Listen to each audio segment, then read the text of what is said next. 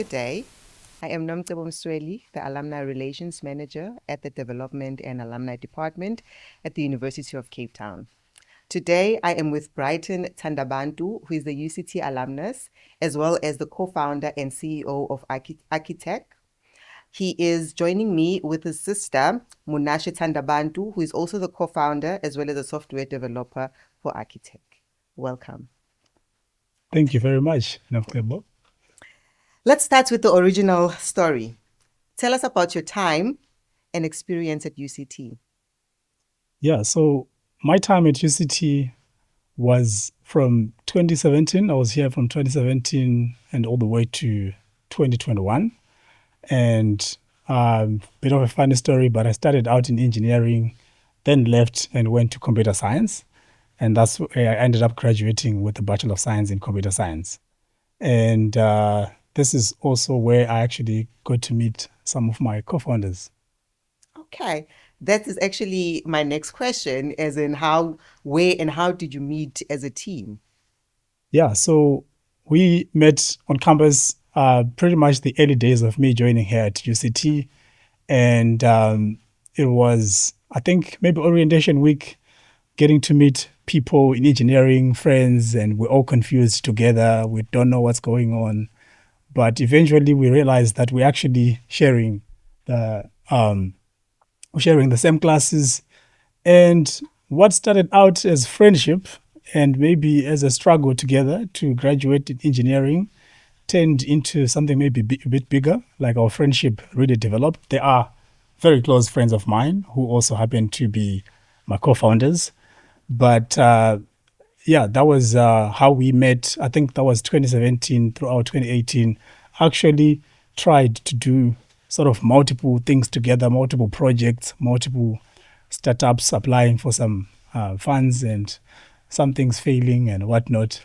And AakiTech is the one thing that we have been pushing together for the longest. Interesting. Thank you. Given the chance, what would you tell your younger self, the first year you, now with the knowledge and experience you have? Maybe that things are going to work out at some point. I don't think I can say that I am exactly where I, wish to be. There's definitely still a much bigger journey ahead. But I think if I had known, at least if I'd gotten a glimpse of how my 2023 would have looked like, when I was in first year, it would have helped, because I think the pressure was a lot about what's going to happen, what am I going to do after I graduate, and at some point you even start questioning that element of, am I going to graduate, right? And the fact that I'm here, I've graduated, I've worked, and I've started a company, I'm leading a team, and I'm working with the people that I really like working with, and we are doing things that really matter to my heart and things that I truly believe in. I think if I'd gotten that glimpse, if I could tell my younger self that this is what you're going to be doing, hey, a couple of years later, I think that would have helped with maybe the anxiety of even questioning if the graduation is going to happen, or the anxiety of, am I going to do something that really impacts the society? Because I think that dream was there, that I want to do something that will be impactful to society. But the how part, it's not very clear when you're starting out at UCT. And sometimes you even forget it because you're focused just on chowing course, and as we call it, and graduating. That's very true. Thank you so much for that response. Can you tell me what made you choose the route of being an entrepreneur as opposed to being an employed member of a staff? Right. I actually started out as an employee soon after I graduated. I worked a couple of years as a software developer in different teams, and I worked for some companies here in South Africa, in the UK. And after a couple of years, I think that spirit of entrepreneurship was really like there from day one of even being here at UCT. And throughout my years as well, working, I think I had that spirit of wanting to do more for society and, utilize the skills that I've gained while I was studying and the experience that I gained while I was working to do more. So I think that was almost like a natural next step for me, that after graduation, I worked because I wanted to get the experience of seeing how, teams are run, how companies run, and how do people build stuff, which is essentially how I see software. Software is about building things, right, that enable pretty much everything in the day-to-day. So the next natural step for me after that was the entrepreneurship step, which is where I am right now. Interesting. And how do you think today's youth can honor the legacy of 1976 through digital activism, innovation, and entrepreneurship? Yeah, I think in some way I think one part of honoring the youth of 1976 is in some sense similar to how the youth of 1976, what they were doing, which is, I guess, redefining, right? Redefining how things are being done and how people are thinking about things, and using the digital tools that we now have in 2025, which didn't exist in 1976. It probably means that we can do so at a bigger scale than they could in 1976. And not only in terms of just using the digital tools to sort of influence society, but also in the sense of using those digital tools to amplify our voices. And I think that's how, which is pretty much the same thing that I would say the youth of 1976 were doing, but maybe just without the tools that we now have. So I would say carry the legacy and use the resources and tools that are now available to make our voices be heard even louder. Thank you. Can you briefly tell us what inspired the founding of AakiTech, and how does the company's mission aim to empower the youth? Right. Yeah. So I don't know how many primary languages you speak outside of English, but I don't know, what's the word for builders in your in my language? In your language, Umaki.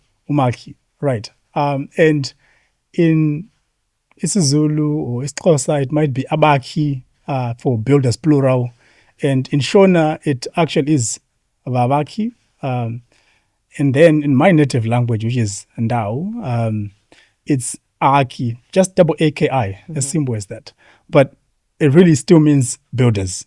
And so the name AakiTech, when you see it, it actually, you're seeing that word Aaki for builders, which is the same variation that you see in maybe isiZulu, your Zulu, right? Yes. So Abaki, you are familiar with the word. Yes.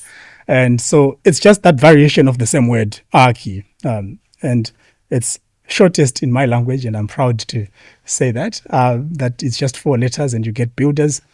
But the idea of building is something that resonates with me deeply. I personally come from a lineage of, building, and I think as Africans people, I like to think that we all really just come from that lineage of building. We look around, everything that you see has been built by Africans. And I carry that spirit forward of building, and maybe not building with bricks and shovel, but building with software. And this is part of the story where AakiTech comes from. There's obviously the other element that my background, work experience-wise, and also academic-wise, is in building software. So that was a nice blend with my co-founders, who similarly as well come from these backgrounds and lineages of building stuff. And we are the builders of today, just with software and instead of maybe bricks, but we still very much support those who are building with bricks. But yeah, that's sort of the background story on AakiTech, especially the name and the spirit that it carries. So I don't know if I answered all your question in full, but I can touch on another part that maybe I didn't. It's just what inspired you to actually start the company. Yes. So what inspired me was really just that spirit of carrying the legacy forward, number one.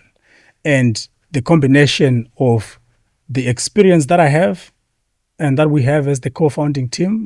We actually have like 15 plus years of experience building software.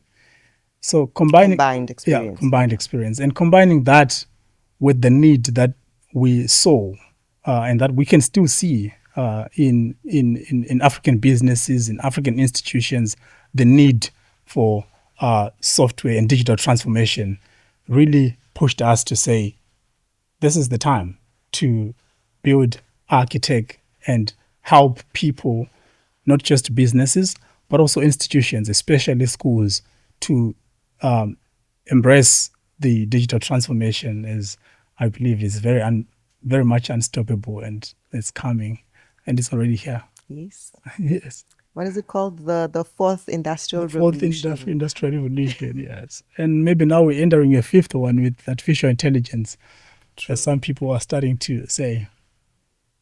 Well, we are here for it. Maybe more so you guys than us, but we're all here for it. Well, I'm not youth. Youth Mind celebrates the power of young people to drive change. How is AakiTech planning to make an impact? And what change do you hope to inspire among other young Africans through your work? Right. I think the first and foremost thing for me is to build. That's what I really want to inspire in others, to build for our societies, to be the problem solvers, really, like be the people or be the youth that's building to solve the problems that we have within our communities in general. That is the message that I really want to inspire in other young people.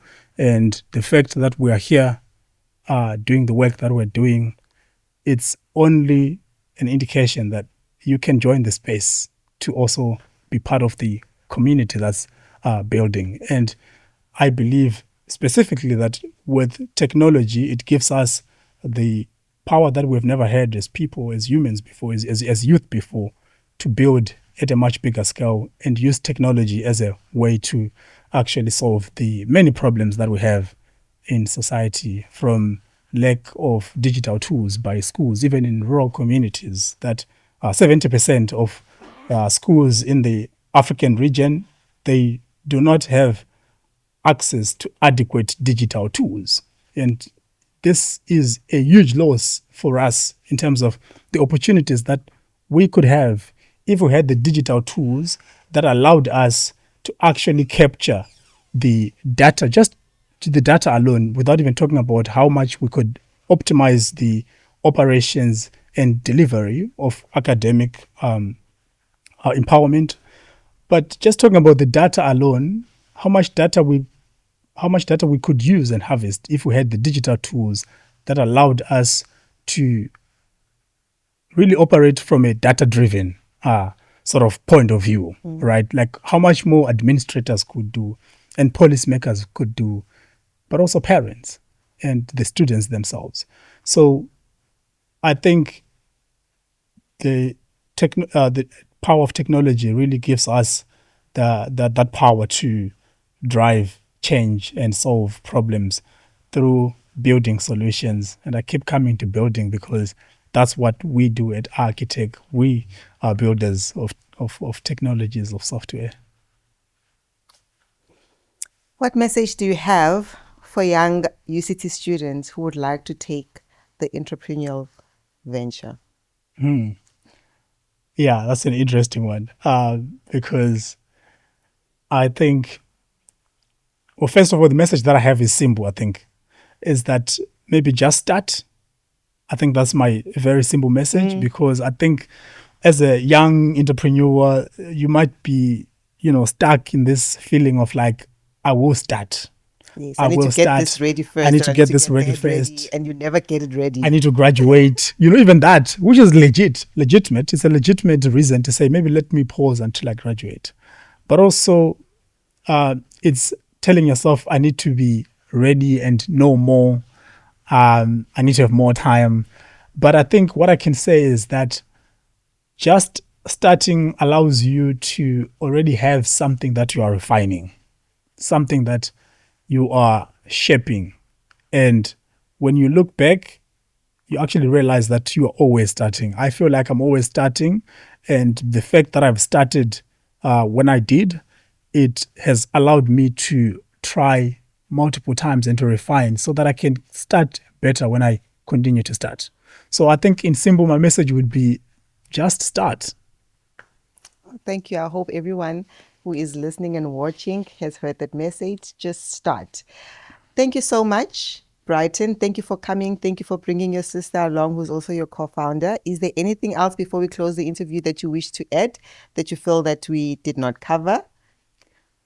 I would maybe just repeat the same message of telling other people who are entrepreneurs or even business owners to tap into the power of the digital transformation and technology and use that to solve the problems that different people have in their different spheres, whether you're a business owner or whether you are a student or whether you're an entrepreneur, to use technology as a means to improve how we are doing things, how you're doing things as a business. And if you need help with that, that's where we come in as AakiTech. We will be ready to help and serve. Perfect. Remember the name, Aki, Build. So thank you guys so much for joining us. This was the UCT Alumni Conversation Series. See you next time.